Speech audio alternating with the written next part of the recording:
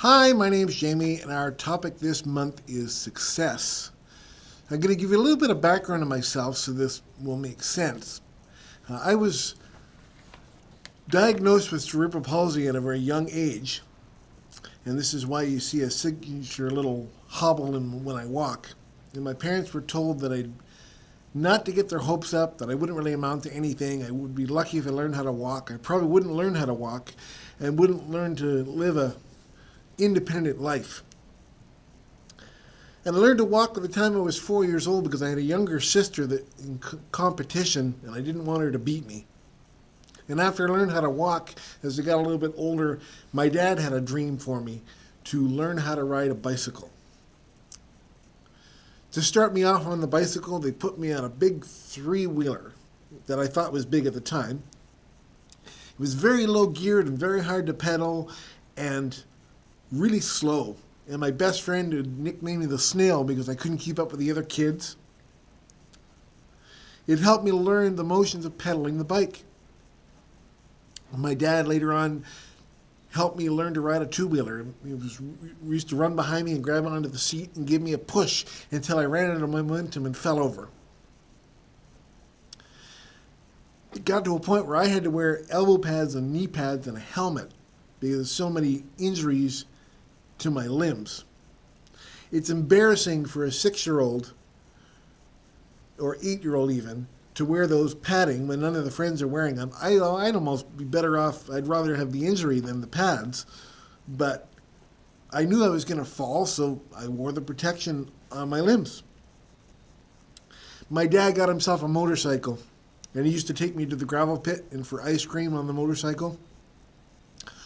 So this inspired another dream in me. If I can ride a bicycle, which I learned how to do, I can learn how to ride a motorcycle. I was riding around the motorcycle with a bunch of my friends in the dirt, laughing and having a good time, and then I woke up. It was just a dream. And I was just in despair. Oh, it was only a dream. But a dream is still a dream, and if you nurture the dream, it can come true. When I got my driver's license, I walked into the doctor's office for an exam, and I said, "Look, I've applied for my motorcycle license." The doctor says, "I'm not going to let you get your motorcycle license. You're not going to be able to do it.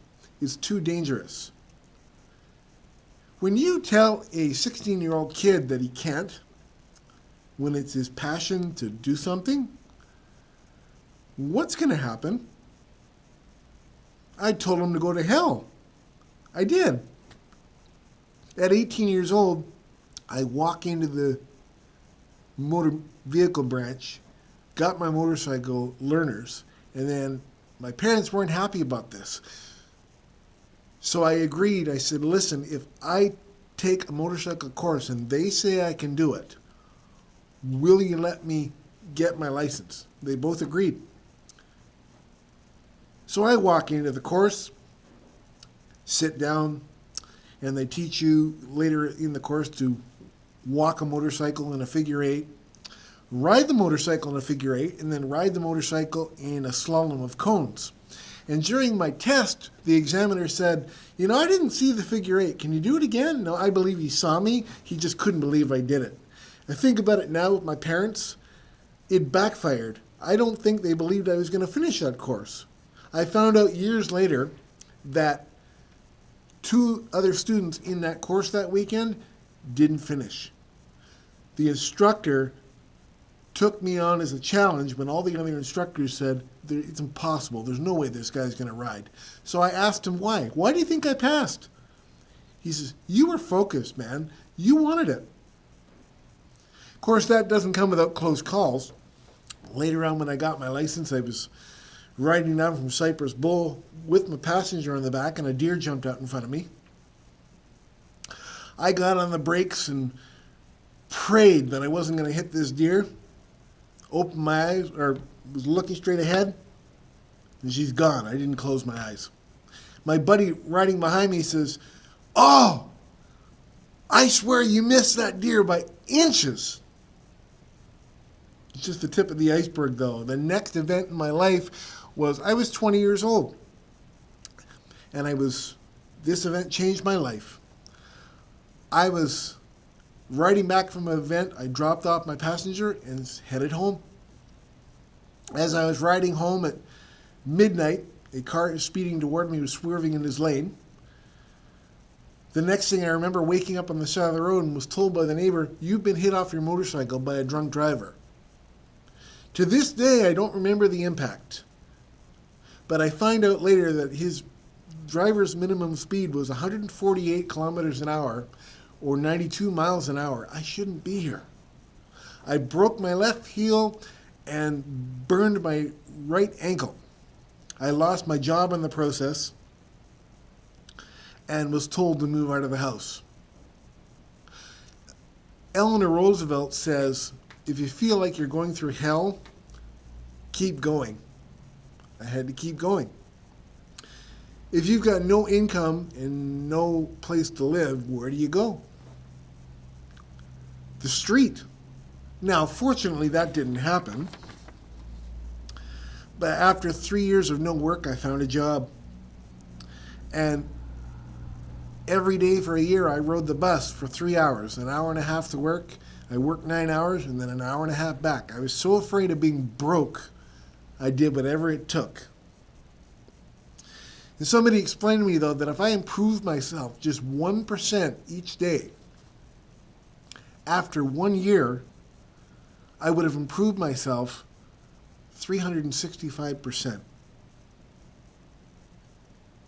And I've got some heroes that inspire me. One of them is Rick Hansen. Rick Hansen I met when I was on vacation at 7 years old. And Rick Hansen had broken his back in a car accident at 15 years old and ended up in a wheelchair, paralyzed from the waist down. He later in his life, he wheeled around the world in the wheelchair to raise money for spinal cord research. And Rick says, if you have a dream and the courage to try, anything can be accomplished. My second hero is Karen McGill. Karen McGill I met a year ago at a speaking event. And at 35 years old, she woke up one morning and realized she was paralyzed on one side. So what does she do? She drags herself into work and works a day. And then gets herself home and gets an appointment with the neurologist to find out that she's got multiple sclerosis. And in case you're wondering, why are these people my heroes? Because I grew up with cerebral palsy. This is all I've known. I've always had to adapt. I've always known I've had to adapt. I've always had to work really, really hard for my dreams to come true. These two people were living their lives normally, and just all of a sudden, their lives have changed, and now they have to learn to adapt. There's a difference between playing to win and playing not to lose. I've always played to win. And I got to a point where just a couple of years ago, I bought my dream motorcycle. Even after my accident that I had a number of years ago, I still ride. It's a passion. Why do I want to keep riding this bike? Well, there's a couple of reasons. Number one, I was told I'd never be able to do it. And I can ride it. Number two, it's a community. It doesn't matter where you are. If you meet a fellow motorcycle rider, there's an instant connection and you have a conversation. And the third reason would be, it's a sport that I can do better or the same as anybody else. I can't play soccer. I don't run marathons. I walk marathons, but I don't run marathons. I don't play sports where I require an awful lot of leg work, but the motorcycle I can ride just as good as everybody else. There was no doubt in my mind, though, that my dream would come true. And what is your dream? You might be saying, well, sure, I got a dream, but what if I fail? Sure, you're going to fail. Absolutely. But when you fail, you get up and you try again. And when you fail, you get up and you try again. The common denominator in this whole thing for me is tenacity. When I fell down, I got back up and I tried again and I tried again. And I did whatever it takes until I win. Your success is in your hands. It's a journey. It's not a destination. What are you willing to do for your dream to come true? What are you willing to give up? Enjoy the journey and keep on fighting for your dream to come true. You only have really one shot. You only live once. So I hope you leave here tonight absolutely excited that your dream is now within reach because I encouraged you, or somebody here encouraged you. Have a good night.